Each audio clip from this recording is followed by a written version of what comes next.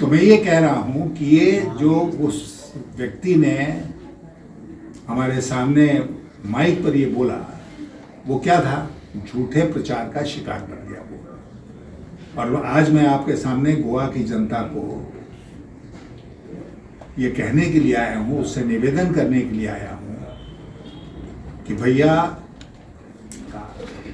आपके सहयोगी दल आपको छोड़कर क्यों चले गए? जितने पुराने सहयोगी दल थे वो सब छोड़ के चले गए। क्यों चले गए? क्योंकि इस पार्टी का चरित्र ही बदल गया। ये लोगों को मिलाकर चलने की बात नहीं है।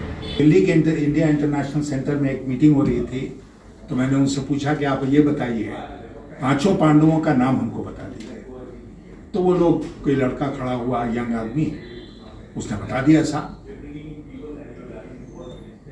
कि युधिष्ठिर, भीम, अर्जुन, नकुल, सहदेव।